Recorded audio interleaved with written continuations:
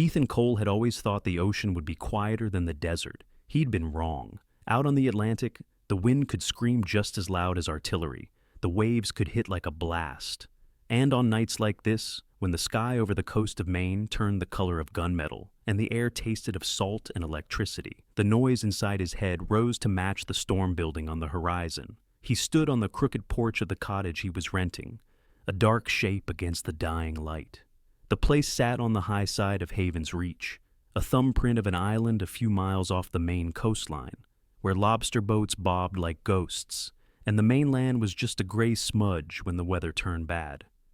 The cottage had peeling white paint, a sagging roof, and a porch rail Ethan had reinforced himself with scrap wood from town.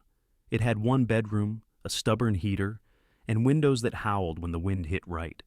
It also had a backyard that fell away into rock and sea, and nothing but the roar of the surf to drown out memories when they got too loud. At his feet, a German shepherd sat like a carved statue.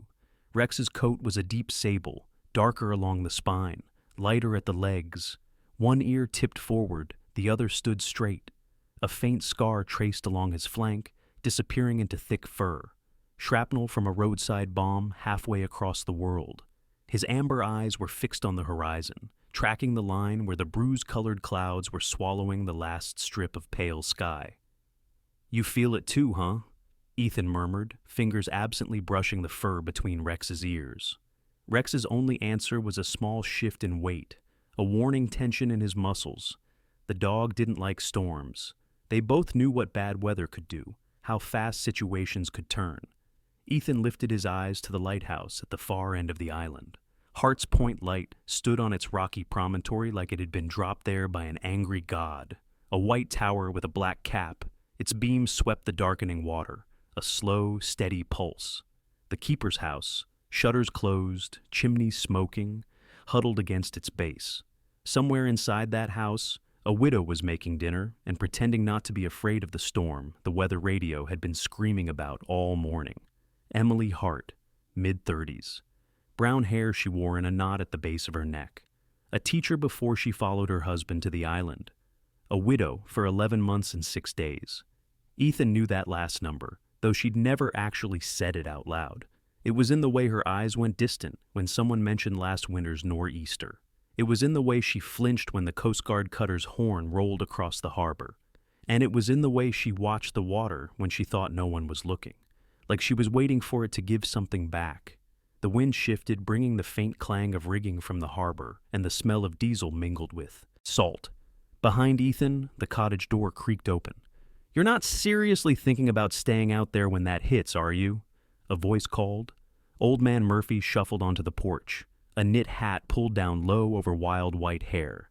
He owned the cottage and 6 lobster traps. His knees complained about the damp. His mouth complained about everything else. "Just checking the sky," Ethan said. "Storm lines moving faster than they called." Murphy snorted. "Since when do you trust a mainland weatherman over your own bones? Mine say this one's gonna slap us good. You got what you need?" Generators gassed, waters filled, radios charged. "And dog food?" Murphy eyed Rex with something like grudging respect. "Fella eats like 3 dock hands." Rex turned his head just enough to fix Murphy with a level stare. The old man huffed. Yeah, war hero, I know." Murphy jerked his chin toward the lighthouse. "She's staying put?" Ethan followed his gaze. Warm light glowed in one of the keeper's house windows. A shadow moved past, a slim figure, then a smaller one. "She's got the shelter in the crawl space," Ethan said. "Concrete walls, enough supplies. She'll be fine." Murphy made a noise that said he didn't trust concrete, or storms, or maybe the federal government that had automated most of the lighthouses up the coast. "Her husband died in weather half as bad as this," he said quietly. "Men who tempt fate twice don't usually get to tell the story. You keep your radio on, Cole. Folks here may not know all your business, but we're not blind. You move when things go sideways." Ethan swallowed the reflex answer. "You don't know what sideways looks like," and just nodded. "I'll listen," he said. Murphy squinted at him for another beat, then shuffled back inside, grumbling about sand in his shoes. The door closed, leaving Ethan alone with the wind and the smell of coming rain. He took a breath that tasted like electricity. "It's just water," he told himself. Not mortar fire, not a Black Hawk losing altitude, just water. Lightning flashed far out to sea, turning the line of clouds into a jagged, backlit monster. Rex's ears flicked.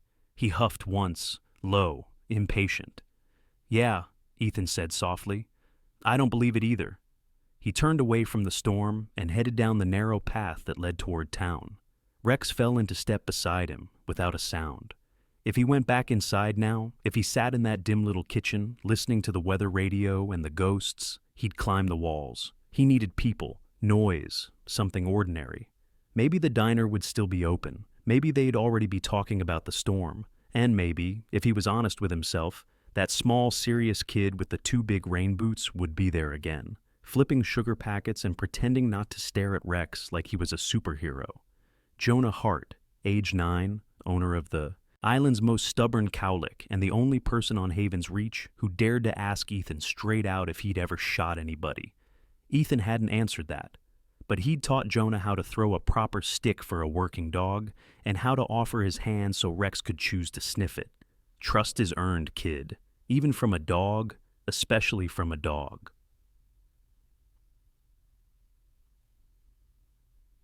The bell over the diner door jingled weakly, almost drowned out by the wind rattling the windows. Inside, the air was warm and smelled like coffee, frying onions, and the lemon cleaner Peggy O'Rourke used on the counters.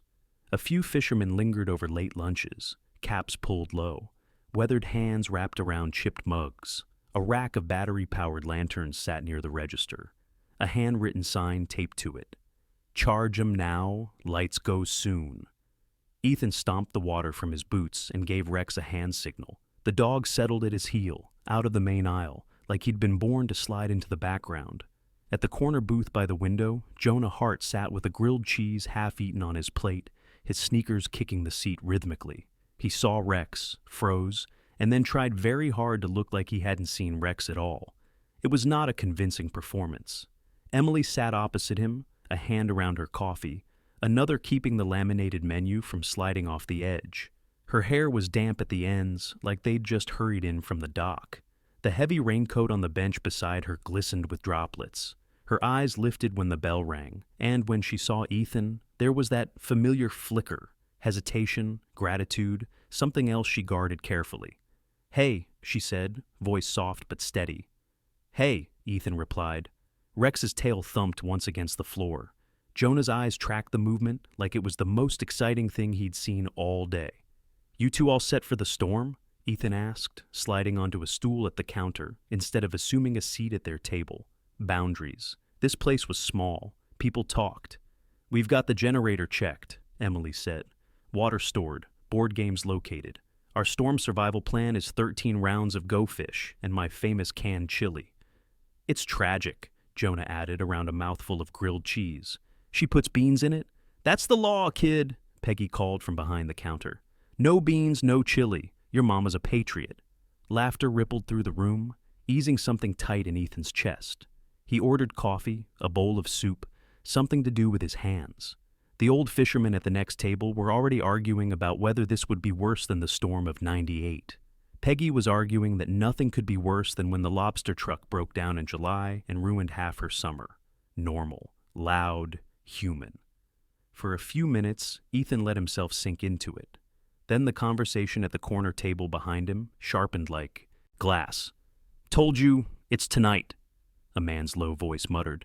"They're pulling the last of it before the Coast Guard locks down the channel." Ethan's hand paused halfway to his mug. Another voice, tighter, younger. "In that storm, Boss is out of his mind. Boss doesn't like loose ends." The first voice went flatter. "The captain's death was supposed to close this out. Then some lighthouse keeper's logs end up in an evidence box. Now, word is somebody on this rock still has a copy." "Yeah, well," the second man said, "maybe they should have sunk the whole damn island." The clink of silverware, the scrape of boots against tile. "Pay up and let's move. Tide won't wait." Ethan didn't turn around. Not yet. His heart rate kicked up, but his breathing stayed slow, controlled. Words filed themselves into place. Captain, logs, evidence. Emily's husband, Owen Hart, had captained a small research boat that went down in a freak winter storm 11 months and 6 days ago. Officially, it was an accident. Unofficially, Owen had been asking questions about strange lights near the old decommissioned Navy station on a rocky outcrop 3 miles south, about unregistered boats running without lights on moonless nights, about crates that didn't match their manifests. Owen had written everything down, a keeper's habit. Those logs had disappeared after his death. Everyone assumed they'd gone down with the boat, but someone obviously didn't. Ethan slid one boot half an inch, just enough so Rex's shoulder brushed his calf. A cue. The dog's ears angled backward. His breathing changed almost imperceptibly. He'd heard the voices too. He didn't know the words, but he knew tension when it tightened the air. Peggy topped off Ethan's mug, oblivious to the shift. "Big night for you," she said. "Storm like this, you get to pretend you don't hear Murph's joints creaking 3 cabins over." Ethan managed a smile. Perks of island life. He let the 2 men pass behind him on their way to the door. He caught them only in peripheral, dark jackets, caps pulled low, mainland plates on the truck they climbed into. The engine grumbled, then faded as they headed toward the far side of the island, the direction of the freight pier and the Coast Guard station. Emily's gaze was on him when he looked back. "You heard something?" she said quietly. It wasn't a question. "Probably nothing," he lied. "Just guys griping about the weather." Her jaw tightened. She'd heard enough to know it was more than that. But she also knew better than to dig in public. "Storm warning just got upgraded," Peggy announced, turning up the radio. "Mandatory stay put for the night. If you're not home in the next hour, you're sleeping on my floor." The fishermen grumbled but started gathering their things. One by one, they shuffled out into the gray.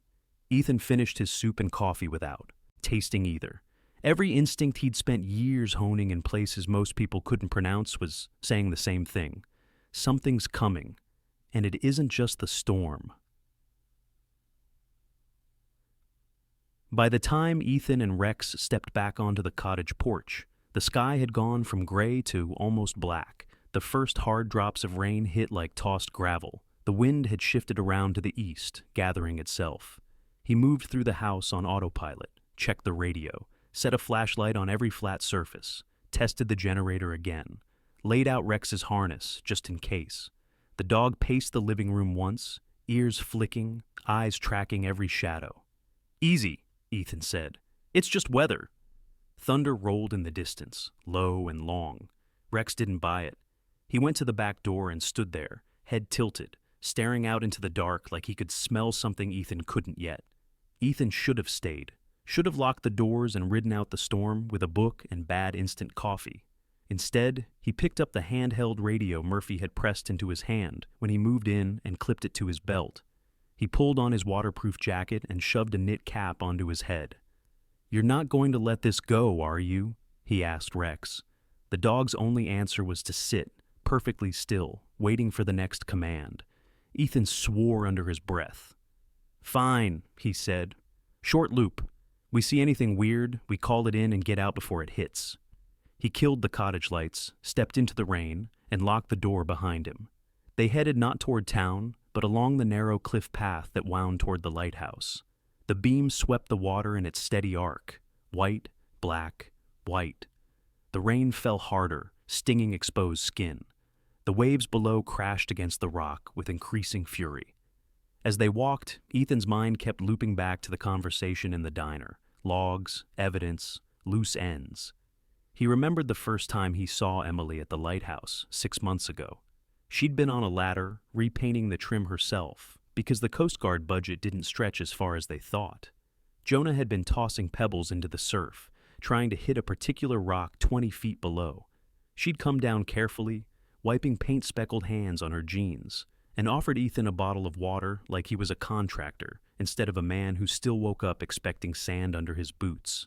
"I'm fine," she'd said, her eyes flat, but her voice civilized when he asked if she needed help. Really. He'd believed her. Maybe he'd wanted to. Now, thunder cracked so close the ground seemed to flinch. The lighthouse beam flickered once, then steadied. Rex stopped dead. Every hair along his spine stood up. His body went from loose to wire taut in an instant. Ethan followed the dog's gaze. Down the slope, near the base of the lighthouse cliff, A moving circle of light cut across. The dark, too steady to be lightning, too low to be the rotating beam. Another one joined it, flashlights moving fast. Then Ethan heard it, a sound that didn't belong in the rhythm of storm and sea. A door slamming, a shout, faint but sharp. A woman's voice carried on the wind, cut off too quickly. Emily! Ethan's heart kicked hard once. His hands went cold, his focus narrowing like a rifle scope. He dropped to a crouch by instinct. Rex mirrored him without a word. Lightning flashed again, closer, and in that stuttering light, Ethan saw them. 3 figures on the path between the keeper's house and the service road. 2 tall, bulky under their coats. 1 smaller, struggling. Not struggling anymore, being dragged. The small shape's raincoat was yellow. Jonah's. Emily's voice again, raw with panic. Please, he's just a child. A harsh male reply, lost in the wind. The front door of the keeper's house stood open, light spilling out into the rain. Rex, Ethan breathed. Down. The dog flattened into the wet grass, becoming a shadow. Ethan's brain began to run 2 tracks at once. One was tactical, numbers, terrain, weapons, angles of approach. The other was memory. A dim hallway in a village in Kandahar, screams, a door blown off its hinges, a little boy's body. He shoved that track down hard. Now, here, this. He thumbed the radio on. Static hissed, then the clipped voice of the Coast Guard station chief, half drowned by interference. Boat secured. Repeat. All vessels in harbor. Station, this is Cole at Hart's Point, Ethan cut in. Possible home invasion. I've got 3 unknown males taking the lighthouse keeper's kid. Armed status unknown. Storm's about to drop the hammer. Over. The response came in ragged pieces.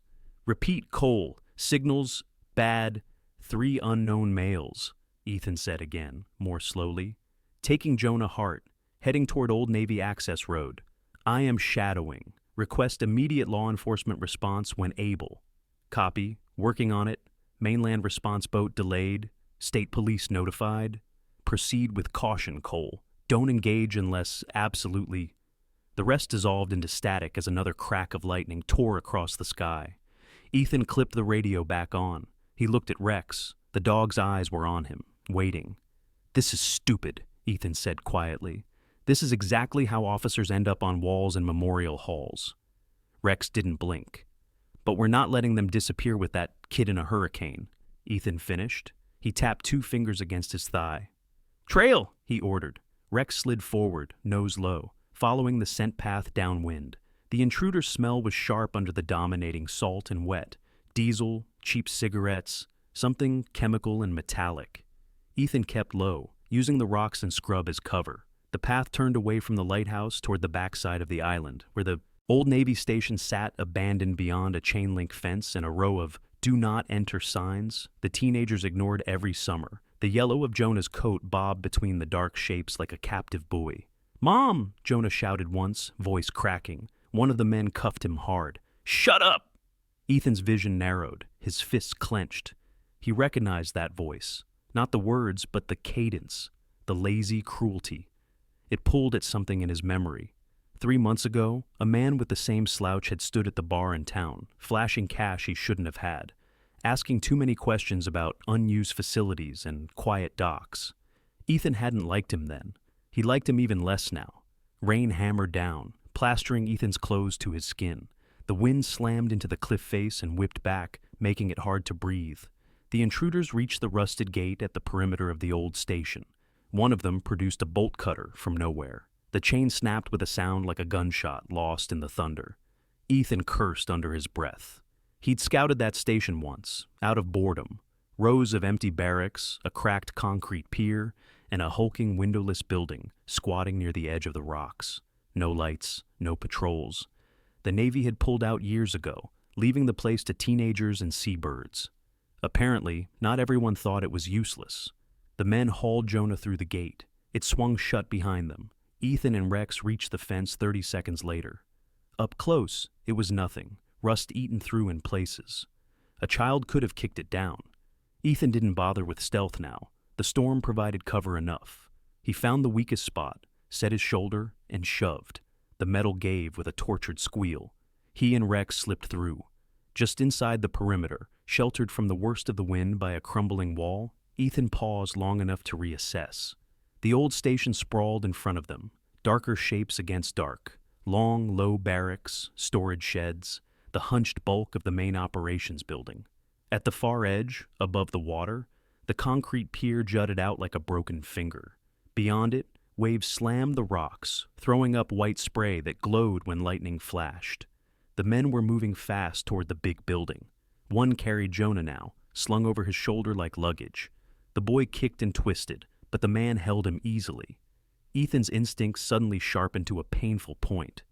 This wasn't just a grab and rob. They were headed somewhere specific, somewhere they'd known about before they even stepped onto this island. The big building had once housed communications gear, radar, and classified equipment. Most of it had been stripped out by the time the Navy left. Most of it. Owen Hart had been obsessed with that building his last year alive. He'd mentioned it in passing to Murphy once, over coffee. Always wondered what they left under the floor, Murphy had said, remembering. Heard him say the lower levels never matched the blueprints. Logs, evidence, lower levels, loose ends. Thunder shook the sky again. The lights on the island flickered, then went out all at once. The lighthouse beam died mid-sweep, leaving everything in a suffocating, unnatural dark. The storm had arrived. Ethan dropped to one knee, bringing his face level with Rex's. The dog's breath puffed warm and steady in the cold air, but his body was coiled tight, ready. "You ready to work?" Ethan asked quietly. Rex's amber eyes held his for a heartbeat. Then his tail flicked once. The muscle under Ethan's hand quivered. It wasn't words, but it was enough. "Good," Ethan said, "because this just turned into a fire mission."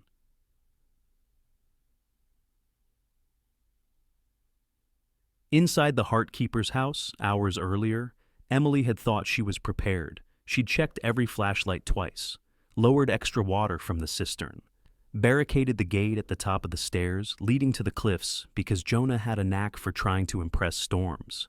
She'd lived through one terrible winter.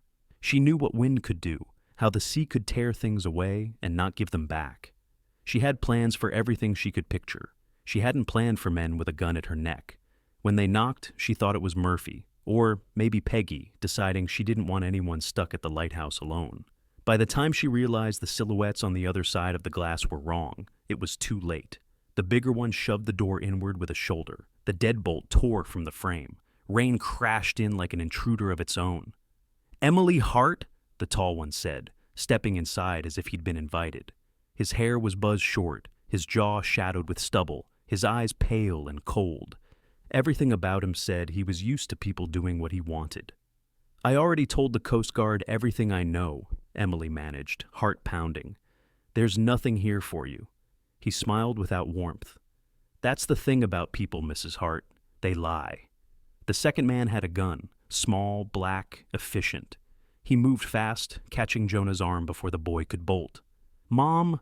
Jonah yelped, cut off as the man clamped a hand over his mouth. Something sharp and invisible snapped inside Emily's chest. "Let him go," she said, stepping forward. The leader lifted the gun and pressed it lightly against Jonah's temple. Emily stopped so hard it hurt her knees. "Let's keep this simple," the man said lightly. "My name's Pike. You can think of me as a problem solver. You had a husband who liked to poke his nose where it didn't belong. He saw things. He wrote things down. He sent those things to people who didn't appreciate the gesture." Emily's breath hitched. Her fingers twitched toward the floorboard in the corner by the bookshelf, toward the spot where she'd pried up the wood and tucked a waterproof package beneath, 3 days after Owen's boat cracked open on a rock that shouldn't have been where it was. "You're late," she said, surprising herself with how steady her voice sounded. "Those logs are gone. The Coast Guard took everything." "Not everything." Pike's smile widened. "Funny thing about whistleblowers. They never trust just one copy. Your husband made a backup. We know that because we stole it. We also know he shipped a second one somewhere he trusted more than the mail." He took a step closer. Rain pooled on the floor around his boots. Somewhere like his home. Emily's throat went dry. "The Coast Guard searched this house," she said. "Top to bottom, there's nothing here." "Well," Pike gestured with the gun, indicating the room. Then I guess they missed a spot, and we're here to help. The third man, the youngest, peeled off and began tearing through drawers, dumping utensils onto the floor, hurling plates aside, ripping couch cushions. Jonah tried to twist away, but the man holding him tightened his grip until the boy gasped. "Stop," Emily blurted. "You can't just—" Pike's gaze flicked to her, and his eyes went cold. "You have a child, Mrs. Hart," he said softly. "I would never hurt a child if I didn't have to, but I've seen men much worse than me do much worse things in storms like this. So, here's how this is going to go." He leaned forward just enough that she could smell the faint sting of cigarette smoke on his coat. "You're going to think very carefully about all the little hiding places in this old house. You're going to remember every conversation you had with your husband about, just in case something happens to me. And you're going to bring me what he left for you." His eyes slid briefly toward the base of the bookshelf, just for a second, as if he were guessing. Or as if someone had told him where to look. Emily's blood went ice cold. Someone had talked. She forced herself not to glance at the floorboard, not even once. "There's nothing," she said. Pike's smile thinned. The younger man slammed a cabinet door, found nothing, swore. Pike sighed. "Okay," he said. "Time's limited. The waves are building, and my ride doesn't like to wait, so we'll simplify this further." He nodded at the man holding Jonah. "Bring the boy." They'd almost reached the door before Emily understood. "Wait," she choked. "Where are you taking him?" "Insurance," Pike said over his shoulder. "You stay here, you think on it. We'll be in touch. Maybe we'll all get to go home when this is over." The storm roared as if to contradict him. Jonah's eyes met hers for a split second. Wide, terrified, furious. Then he was gone, dragged into the rain. The door slammed. The frame shook. Emily stood in the wreckage of her kitchen, her heart pounding so hard it hurt. The house suddenly felt too big, too empty. She had hidden the real backup well. Not under the floorboard Pike had glanced at, but in the one place Owen had trusted most, beneath concrete and steel, in a metal case anchored in the depths of the old Navy station itself. Owen had insisted. "If anyone ever comes looking," he'd said one night, eyes shadowed but voice steady, "you tell them you don't know what they're talking about, and if they don't believe you, if they come anyway—" His hand had gripped hers, hard. "You run. You get Jonah, and you run. Don't be a hero. That's my job." He'd died 2 weeks later, in a storm like this. And now, strangers had Jonah and were heading straight toward the one place on the island that could swallow people and not spit them back out. Emily grabbed the parka hanging by the door, shoved her arms into it with shaking hands, and snatched the flashlight from the hook. She flicked it on. The beam cut through the dim like a blade. Her chest burned. Her eyes were dry. "I'm not running," she whispered. She stepped into the storm. Back at the Navy station, Ethan listened to the building. Even abandoned, structures had sounds. The drip of water through a broken skylight, the thud of waves hitting the foundations, the rattle of loose metal. Tonight, the storm made everything louder, but under that roar he could still pick out the wrong notes, footsteps, a door slamming deeper in the building, the metallic scrape of something heavy being dragged. Rex hugged the wall at his side, nose twitching. His breathing was slow, controlled, like Ethan's. Ethan eased around a corner, peeking into the main operations room. Console skeletons jutted up from the floor like old bones. The glass had been stripped from the control panels years ago, leaving only holes and wires. Rain blew in through a cracked skylight, spattering the dusty concrete. Near the far wall, a section of floor had been pried up. A rectangle of darkness yawned in the concrete, wide enough for a man to climb through, oily water glistening at the bottom. A stairway. Of course there were lower levels. Owen hadn't been imagining things. Pike stood near the hole, shaking water from his jacket, Jonah at his side, hands zip-tied in front of him. The boy's hair was plastered to his forehead, his lips bluish. But he was standing straight, chin lifted. Good kid. One of the other men, a broad, thick-shouldered brute, grunted as he hauled a heavy plastic case from the shadows. It matched the dimensions of a military footlocker, but the latches and locks were wrong. Industrial. New. "Found it," the man panted. "Just where your guy said." Pike's expression eased. He crouched by the case and brushed dirt from a metal plate. A keypad glowed faintly in the dim. "See, Jonah," he said, almost conversational. "Your dad was a cautious man, hid things in very inconvenient places. But the thing about cautious men is they always tell someone they love where the key is." Jonah's jaw clenched. "He didn't tell me anything." Pike glanced at him, a razor-edge smile pulling at one corner of his mouth. "No," he said. "He told your mother, so we're going to borrow you until she remembers." He tapped the keypad. It chirped angrily. "Or," he added, "we let someone else try." The third man, the youngest, shifted his weight. His face was pale in the weak emergency glow strips that still clung stubbornly to the walls. "Boss, we shouldn't be here this long," he muttered. "Waves are hitting the lower docks. If the tide—" Pike's head snapped up. "If you want it easy, Nash," he said softly, "you should have stayed in Portland dealing dime bags to college kids. You signed up for grown-up work. That means you wait till I say it's time to go." Nash swallowed hard and looked away. Ethan's brain ticked through his options. 3 hostiles, 1 obviously in charge, all armed probably, 1 hostage, storm outside, water below, unknown layout of lower levels. He could wait for the Coast Guard, hope the storm let a boat through in time. He could try to shadow them and pick his moment later. Or he could move now, while their focus was on the case. Waiting meant giving them more time to improvise. People like Pike got more dangerous, not less, when they felt cornered. Ethan glanced at Rex. The dog's gaze was locked on the big man with the case. His lips twitched just enough to show the edge of teeth. Ethan's hand settled on the dog's shoulder, steady. "Not yet," he breathed. Lightning flashed through the cracked skylight, illuminating the room in stark white. For half a second, Ethan's silhouette would be visible if he moved. He waited until the dark slammed back down.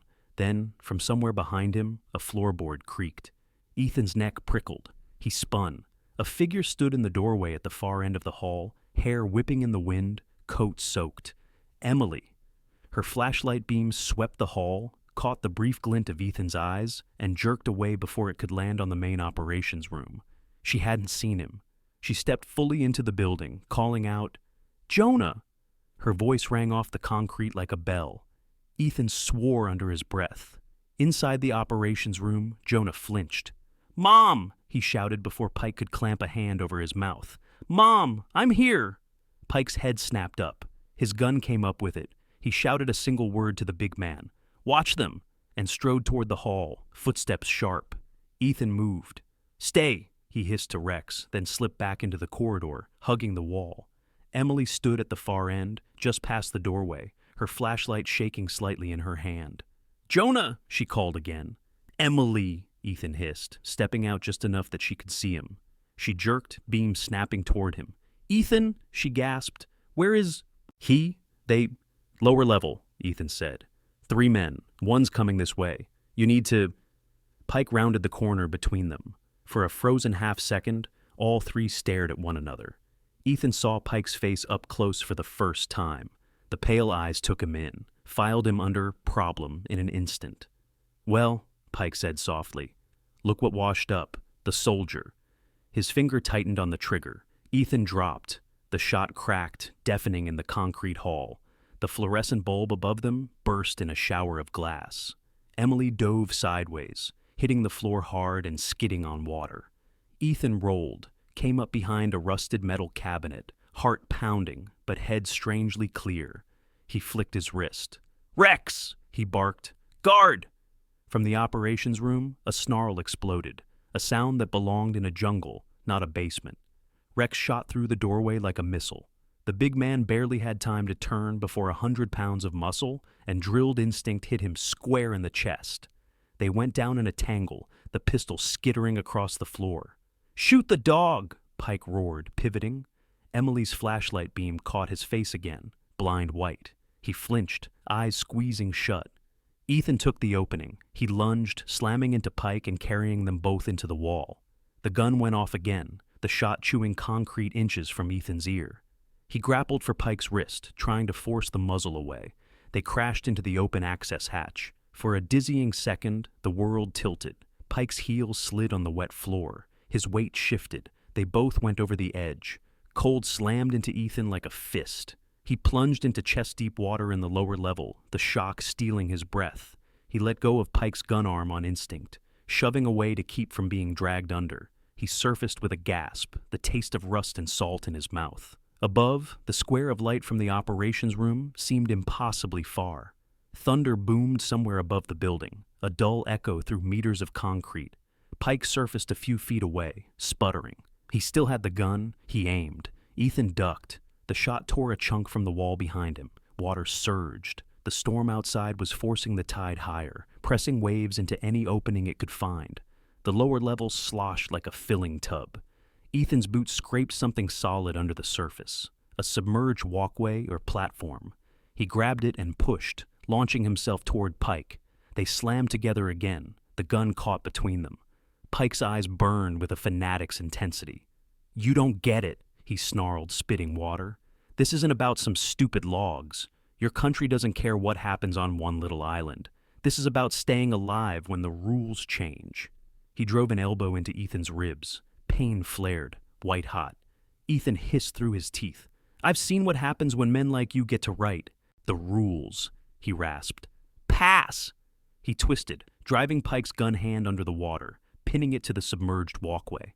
They struggled, boots slipping, water slamming into them, with every new wave forced into the chamber. Up above, Rex barked once, sharp and urgent. A child screamed. Jonah. Ethan's time ran out. He took a breath that tasted like metal and made a choice. He let go of the gun arm, grabbed Pike's collar with both hands, and drove the man backward, hard, into the wall. Pike's head hit the concrete with a sound Ethan would hear in nightmares. His body went slack. The gun slid from his fingers and disappeared into the dark water. Ethan hooked an arm under Pike's shoulders, keeping his head above water more out of training than compassion. He kicked toward the stairs leading back up. Water sloshed higher, licking at the bottom steps. Another few minutes, and the whole level would be underwater. At the top of the stairs, Emily appeared, face pale, hair plastered to her temples. Behind her, Jonah clung to the railing, zip ties half cut. Rex pressed against his legs like a living wall. "You're insane," Emily gasped as Ethan hauled Pike up the last steps and dumped him on the floor like a net full of fish. "Do you know how close—" "Later!"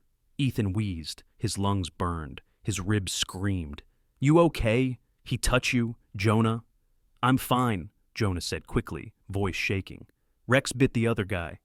The big man lay sprawled near the consoles, groaning, one arm mangled. Blood smeared the floor where he'd tried to crawl away. Nash stood near the wall, hands raised, face wet with tears and rain. "I'm done," Nash babbled. "I'm out. I didn't sign up for this. I just drive—" Ethan leveled a look at him. "Hands where I can see them and mouth shut," he snapped. "You live longer that way." Sirens wailed faintly in the distance, thin, distorted by wind and water, but real. The Coast Guard, or maybe the state police. The cavalry, late, but not never. Ethan exhaled slowly. He looked at Emily. Her shoulders shook with delayed adrenaline. Her eyes glittered with unshed tears. "You followed them," he said. "You followed them first," she shot back. "What did you expect me to do? Knit?" Despite himself, a rough, incredulous laugh broke out of his chest. Rex nudged his leg, then bumped his head gently against Jonah's hand. The boy dropped to his knees and threw his arms around the dog's neck. "Good boy," Jonah whispered fiercely into the fur. "You're such a good boy." Rex closed his eyes briefly, as if accepting the judgment. Outside, the storm raged on. But inside the old Navy station, something fundamental had shifted. A line had been drawn, a child saved. A woman had chosen fight over flight. A man who had spent years being sent into other people's conflicts had walked voluntarily into one that wasn't on anyone's orders. Ethan felt the difference settle into his bones. He wasn't just surviving the storm anymore. He was standing in the eye of it, and for the first time in a long time, he knew exactly why. The aftermath came in pieces. Red and blue lights painted the rain-slick concrete as the Coast Guard and state police swarmed the station. Men in heavy gear hauled Pike and his crew away in flex cuffs, faces pressed to the wet ground. Evidence techs wrestled the waterproof case up from the lower level, muttering about water damage and secure chains of custody. Somewhere, paperwork printers geared up like artillery. Murphy showed up with blankets that smelled like wood smoke and wet dog. Peggy showed up with a thermos of coffee so strong it could strip paint. Emily sat in the back of an ambulance, a blanket around her shoulders, Jonah wrapped in another under her arm. The boy's head rested against her side, his eyes finally closed. Rex lay at their feet, eyes half-lidded, body finally relaxed now that the adrenaline had bled away. Ethan stood a few feet away, half listening, as a state detective ran through a list of questions. Yes, I heard them in the diner. No, I didn't get a look at their plates. Yes, I know entering a federal property without authorization is technically illegal. No, I didn't really think about that at the time. The detective sighed, pinched the bridge of his nose, and scribbled something on his pad. "You ex-military guys," he muttered. "You all allergic to waiting?" Ethan almost smiled. "Storm like that?" he said. "Waiting's just another way of saying drowning slower." The detective's mouth twitched. "Point taken," he said. "Let's just be glad your suicidal timing paid off." He closed his notebook. "Go sit down, Sergeant Cole. Let the medics yell at you for a while. You look like you lost an argument with a washing machine." Ethan's ribs protested as he walked. His head throbbed where it had cracked the ladder rungs on the way out of the lower level. But the pain felt honest, earned. He stopped at the edge of the ambulance's glow. Emily's eyes lifted to him, tired and bright. "They say it's over," she said quietly. "For now," Ethan agreed. She looked down at Jonah, then at Rex. "I don't know how to say thank you for what you did," she said. "You already did," Ethan said. "You followed them." She huffed out a breath that might have been a laugh. "I did it for him," she said, brushing damp hair from Jonah's forehead. "He's all I've got." Her gaze flicked briefly to the old station, now crawling with law enforcement. "And for Owen," she added. "He died trying to stop them. I couldn't let that be for nothing."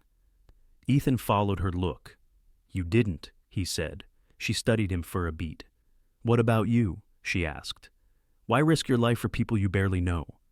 The question caught him off guard. He started to reach for the standard answers, duty, habit, training, but the words died in his throat. Instead, his eyes drifted to Rex, sprawled on the wet pavement, head on his paws, amber eyes watching them both, with that inscrutable canine focus. "Because of him," Ethan said finally. Emily's brow furrowed. "Rex?" "First time I met him," Ethan said quietly. "He pulled me out of a blast radius I was too stubborn to retreat from. I woke up with his weight on my chest, him bleeding on my uniform, and refusing to move until the medics got there." He swallowed. "I've been running from things ever since they sent us home. From what we did, what we didn't do, what we couldn't stop. But when I saw those men grab your boy..." He shook his head.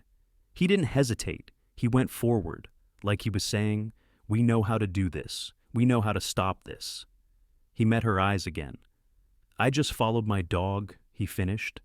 Emily's eyes softened. Her hand slid down, fingers tangling in Rex's collar. "Then I guess I owe him thank you too," she said. Rex wagged his tail once, thumping it against the ambulance step. The medic cleared his throat pointedly. "You," he said to Ethan. "Sit, shirt off. I need to make sure you didn't puncture a lung playing hero." Ethan obeyed, wincing as he perched on the bumper. Emily turned away, giving him the illusion of privacy, though this island had none. As the medic probed his ribs and murmured something about lucky and stupid, Ethan stared out at the dark water. The storm was moving on, dragging its wrath away up the coast. The lighthouse beam flickered, stuttered, then came back in a halting, stubborn sweep as the generator kicked in. The island exhaled.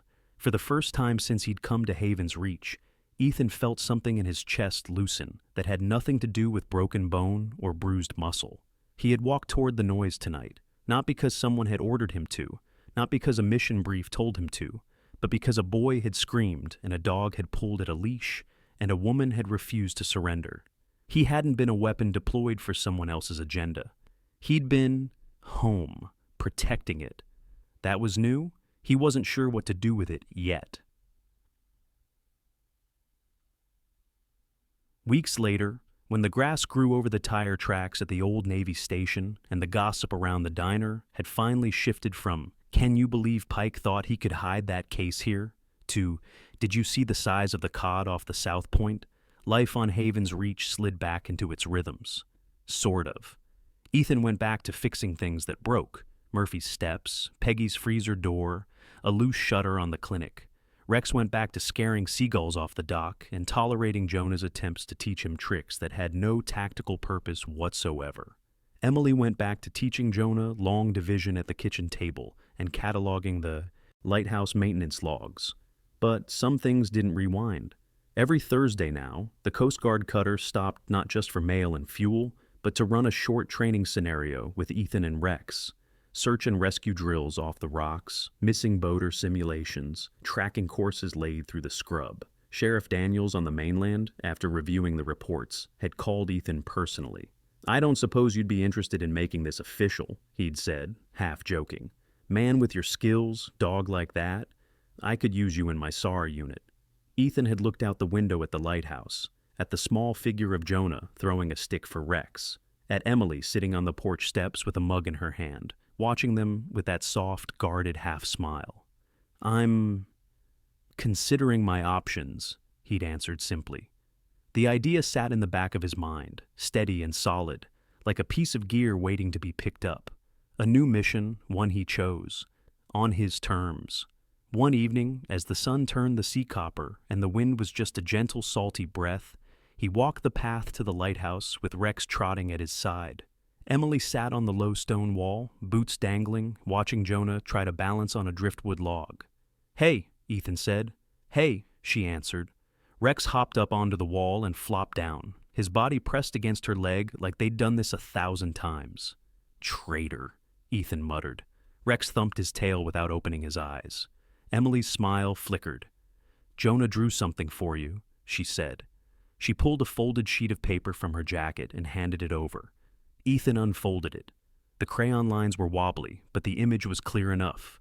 A lighthouse, tall and a little crooked, waves crashing at its base. A stick figure boy with spiky hair holding hands with a tall stick figure labeled Ethan in shaky letters. Next to them was a brown and black blob with 4 legs and a smiling mouthful of teeth, labeled Rex. Above them, a yellow circle smiled down.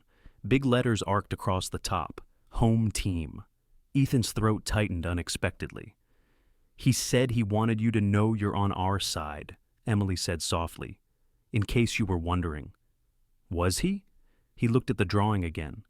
He thought of the crossing cables of his life so far, the desert and the ocean, orders barked in barracks, names etched on stone, the endless airports, the gray of VA hallways, always moving, always redeploying. He thought of the lower level of the Navy station filling with water, the sound of Jonah's scream, the flash of Rex hurling himself at a man twice his size. He thought of Emily standing in that doorway, soaked and shaking and still stepping forward instead of back. He folded the drawing carefully, as if it were a briefing map, and tucked it into his jacket. "Tell him I got the message," he said. Emily studied his face. "You planning on disappearing when your lease is up?" she asked, quietly. "Or are you going to stick around long enough to teach Rex more party tricks?" He let out a breath that felt like it had been sitting in his chest for years. "I put in for a change," he said. "Stateside liaison. They won't like it, but they owe me a few favors.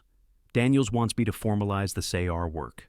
I was thinking, this island could be a good place to set up a base, train other dogs, other handlers." He gestured with his chin toward the sea. "Storms aren't going anywhere," he added. "Might as well meet them with something more useful than my coffee addiction." Her eyes glistened just a little. "So you're staying?" she said. He shrugged, suddenly self-conscious. "Seems like someone should keep the home team in one piece," he said gruffly. "And Rex likes the kid." Rex, sensing his name, opened one eye and snorted. Emily reached down and scratched behind his ear. "Yeah," she said softly. "We like him too." The sun slid lower, staining the clouds pink and gold. The lighthouse beam blinked on, sweeping the water in slow, patient arcs. Jonah whooped as he managed 3 steps along the driftwood without falling. Rex hopped down from the wall and trotted over to supervise, tail wagging. Ethan watched them, the knot in his chest easing, thread by thread. For years, storms had meant chaos, panic, loss. They'd been something to survive, endure, outlast. Now, looking at the kid, the dog, the woman on the wall beside him, Ethan realized something had shifted. Storms would still come, the wind would still scream, the waves would still hit. But he wasn't facing them alone anymore. He had a dog who ran toward danger without hesitation, a boy who believed drawing a picture could make a soldier part of a family, a woman who'd walked into the mouth of a storm for her child and come back out with more than she'd bargained for. He had something he hadn't had in a long, long time. Not a mission, not an assignment, a reason. Ethan slipped his hands into his pockets, feeling the crinkle of Jonah's drawing, the worn edge of his military ID, the small, smooth weight of a future he was finally beginning to imagine. "Storm clouds tomorrow," he said casually, nodding at the horizon. Emily squinted at the line where sea met sky. "Yeah," she said, "but we've seen worse." Rex bounded back up the path, Jonah chasing him, laughter trailing behind. Ethan smiled, small and real. "Yeah," he agreed. "We have."